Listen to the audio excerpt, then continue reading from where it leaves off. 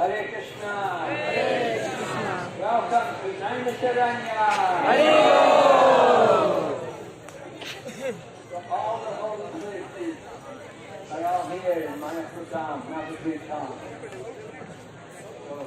this is Naimisharanya. This is the Naimisharanya. That other Naimisharanya over in Uttar Pradesh, that is the extension, the original Naimisharanya, which is here in the Holy Land. The Naimisharanya was here. Lord Balaram came here. I saw Ramaharshan. Ramaharshan was seated on the high seat. Lord Balaram came into the assembly. Ramaharshan had been elected by the sages to speak to them, to answer all their inquiries. And Ramaharshan was sitting there. Lord Balaram entered, and everyone acknowledged Lord Balaram. Everyone either stood up or bowed down or offered some kind of respect, except for Ramaharshan. So Lord Balaram considered his mission, how he had come into this world. He also considered about the situation of Ramaharshan, that Ramaharshan was not actually the pure Brahmana. He was born in mixed caste. Mother was from Brahmana family, father was from Kshatriya family. So he considered Lord Balaram considered that Ramaharshan should be punished. He did not show proper behavior. Because he was seated on the big seat, he was taking the position of Acharya, but he was not behaving like Acharya. He was not showing proper example. So example is very important. Example speaks louder than words. So Lord Balaram, considering the situation, he took a blade of kusa grass and he pierced the heart of Ramaharshan.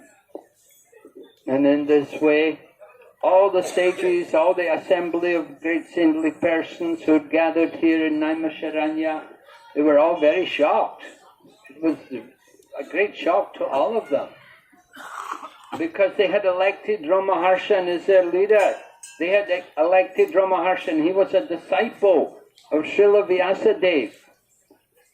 And they had elected him to be their guide and their Acharya. And they'd given him a benediction of having a long life. So they expressed their shock to Lord Balaram that you have killed this person, that we gave him the benediction of a long life. So Lord Balaram said to the sages, well, I'll bring him back to life if you want. But they said to Lord Balaram, no, you are the Supreme Personality of Godhead. Your will is supreme. You've ended his life, but we've given him the benediction of a long life. So what can be done about it? You have to keep intact our benediction as well. So then Lord Balaram came to the solution that Ramaharshan has one son, Ugrashrava Sutta. Sutta, we know him as Sutta Goswami. Ugrashrava Sutta. He said the son is non-different from the father. So whatever benediction you had given to the father, that can come to his son. So let his son have that benediction, that he will have a long life without impairment of old age and disease, and he will be able to speak and guide you. So it happened after Lord Balaram killed Ramaharshan, the son, Sutta Goswami, took his place and he spoke. And that's who we hear from in the Srimad Bhagavatam, speaking to the sages here in Naimisharanya. Naimisharanya, situated at the hub of the universe. Very important, holy place. The sages had all come there because they knew Kali Yuga is beginning. And Kali Yuga is the age of irreligion. So they were very worried that Lord Krishna, the personification of all religious principles, was present on the world, but now he is departed from the planet. So in his absence, where are all the religious principles to be found? So the reply was given, Krishna swadamo pagate Dharma jnana dipisaha Kalo nishtadrisham mesha Puranartho dranodhata. This Srimad Bhagavatam is as brilliant as the sun, and it has arisen just after the departure of Lord Krishna for his own abode. Persons who have lost their vision due to the dense darkness of this age of Kali will get light from this Purana. So this place, Naimisharanya, for us it is very important because this is where Sutta Goswami was speaking to the sages in Naimisharanya. And those of you who have read the first chapter of Srimad Bhagavatam in the first canto, we see the sages putting questions to Sutta Goswami. And those questions are answered in the course of 12 cantos of the Srimad Bhagavatam. So in the beginning, it's Sutta Goswami speaking to the sages in Naimisharanya. Then later on it becomes Vidura and Maitreya, Vidura speaking to Uddhava, then Uddhava sends him to Maitreya, and you have Vidura and Maitreya speaking to Vidura. And then later on you get Sutta Goswami, he comes more in the 12th canto, again at the end of the Srimad Bhagavatam. So here in Naimisharanya, this is a place of sacrifice. All the sages had come because they knew Kali Yuga is coming, the age of irreligion. People were already irreligious a little bit in the Treta Yuga. In Dwapara Yuga they became more irreligious. But in the Kali Yuga, irreligion will come in full force. So much nonsense, so many sinful activities. So the sages were concerned for the welfare of the people, and they all gathered here in Naimisharanya, and they prepared to perform sacrifice. And at the same time, they wanted their questions answered. So Sutta Goswami was giving that job. Sutta Goswami was speaking. Now Sutta Goswami, what was his qualification to speak? He had heard Srimad Bhagavatam. He had heard it from Sukadev Goswami. Sukadev Goswami had spoken to Maharaj Parikshit. So at that time when Sukadev was speaking to Maharaj Parikshit, other people also gathered there. People like Narada Muni and Srila Vyasadeva, who the guru. Vyasadeva the guru of Sukadev, the father also guru. And Narada is the guru of Vyas. So Guru, Param Guru, they're all there. And Sutta Goswami was also there. And he'd heard from Sukadev Goswami. And he was then given the chance to repeat everything to the sages here in Naimisharanya. So that's a little introduction. Naimisharanya, there's the replica of Naimisharanya over there in Uttar Pradesh, not very far away from Ayodhya. You can go there. Sometimes it's called Naimshare, but in the recent time they gave it back the original name, Naimisharanya. And you can see also Dadichi Muni's ashram is there in Naimisharanya. Dadichi is told about in Srimad Bhagavatam, right? When Indra wanted to make a weapon, while Indra was approaching Lord Vishnu to kill Vritasura. But the Lord told Indra, I'm not going to kill him. You kill him yourself. Right? You do your own dirty work. You want me to kill a Brahmana? So anyway, Lord Vishnu told him, he said, anyway, you can get, if you get Dadichi to give up the bones from his body, then you can make a weapon which can kill this demon, Vritasura.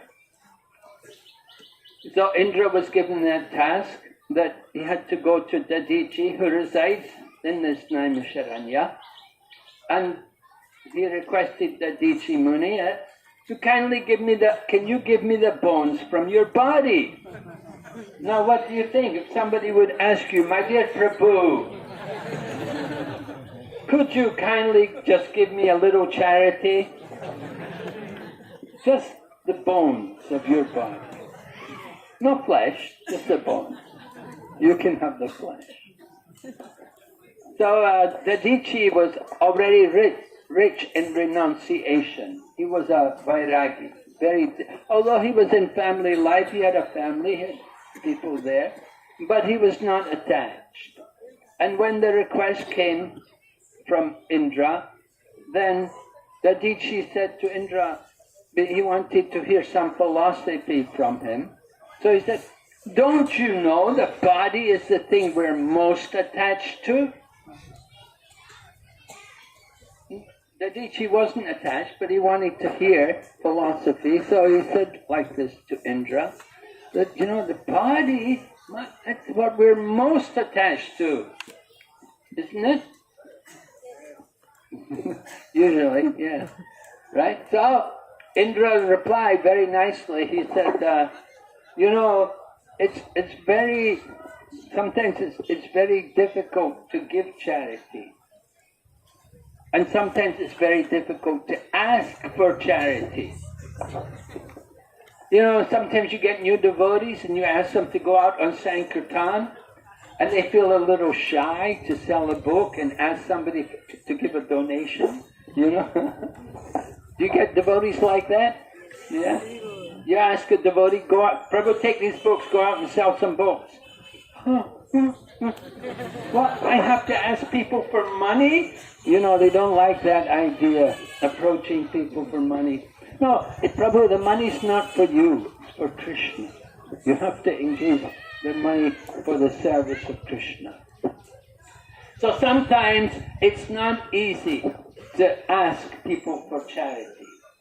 And sometimes it's not easy to give charity. You know, maybe you've had experience, I've had, when sometimes going for book distribution, you know, you go to somebody's house and the woman said, look, I've got 5 children at home. My husband has no job. I'm supposed to feed the children. You're asking me for money. I would like to give you, but how can I give you? I've got 5 children. My husband has no job. Yeah, difficult sometimes to give charity. Difficult to ask for charity. So Dadichi heard like this from Indra and he thought, yeah, very good, very nice, and he agreed. He gave up his body, Indra got the bones, and he made the Brajra weapon, and he went and killed Vritasura. So Dadichi, he had a residence here in Naimisharanya. Great sages, they like to live there. Bhaktisiddhanta Saraswati Prabhupada also established Gaudiya Math temple there in Naimisharanya. It's a common place. People will go there to do sacrifice. We are here today also to do sacrifice. Yagna by Vishnu. Kali Yugadam Hari Nam Sankirtan. Krishna Shakti Vininahi Tara Pravartan. Right? Kali Yuga Dharma. The Dharma for this age is Sankirtan. This is the Yuga Dharma. In the Kali Yuga, there's only one Yagna. There's no Ashwamedha, Gavalambya, Sannyasa. There's no sannyasa. No sannyasa. Kali Yuga. Right? No sannyasa in Kali Yuga. And no offering flesh to the ancestors. That's right. Maharaj is adding. Right? There's sannyas, but no Mayavadi sannyas. No. But our sannyas is a different kind of sannyas from what's mentioned there. Sometimes we say also this statement is coming from a Purana which is more concerned with the mode of ignorance than with the mode of goodness. There are 18 Puranas, so there are 6 Puranas for each of the modes. So according to the different Puranas, the different modes of nature are expanded. So in the mode of goodness, there is sannyas. But in the mode of ignorance, people in the mode of passion and ignorance, they're not to take sannyas. You should be firmly situated in the mode of goodness. Right? Brahmanas, they take sannyas. Without being a Brahmana, and Brahmana means Vaishnava Brahman. Not just a Pandit, Brahmana Pandit. They cannot take sannyas in Kali Yuga. But Vaishnava Brahman, they can take sannyas in Kali Yuga. And we see Ramanujacharya, Madhvacharya, Sri Chaitanya Mahaprabhu, they all took sannyas. So, certain yajnas are prohibited. Offering the cow, offering the horse, begetting a child in the womb of your brother's wife, offering flesh to the ancestors, and Mayavadi sannyas. They're all prohibited in the Kali Yuga. But Kali Yuga done Sankirtan. That is the Dharma for the Kali Yuga. So, this is why we have come here to Naimisharanya with His Holiness Dhira Damodar Maharaj was leading the ecstatic kirtan, the great yajna for the sacrifice of the Kali Yuga. So in this way we understand the importance of Naimisharanya.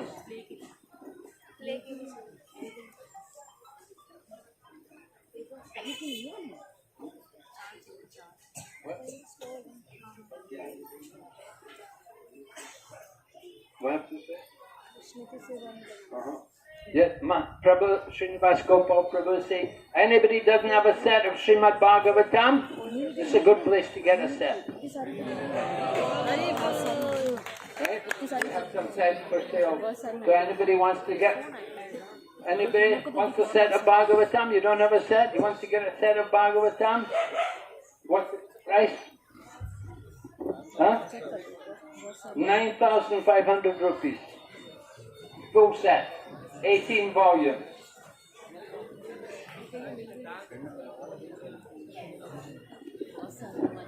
They'll mail it to your home. You don't have to carry it with you.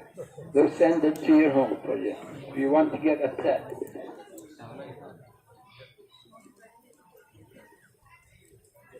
Alright, so just to tell you that this book, Srimad Bhagavatam, very relevant to Naimisharanya. This is where it was initiated. The speaking of the Bhagavatam began there in Naimisharanya.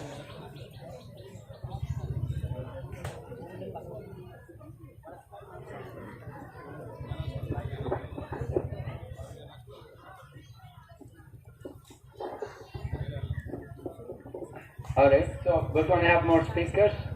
We'll welcome His Holiness Prachar Paribrajak Maharaj. Oh, Bhakti Prachar Paribrajak Maharaj. He's been visiting all the other parties. He's come back to us again. So he's gone round. Did you go round all 7 parties yesterday? Not yet? Just went to 3 parties. So we're lucky he's come to see us again today. So we'll ask him to give a speech to the devotees. Okay. Yeah, but this is still Godrumadvipa. Yeah? This is Madhyadvip. Oh, Maharaj said we have entered into Madhyadvip. So he's going to tell us about Madhyadvip.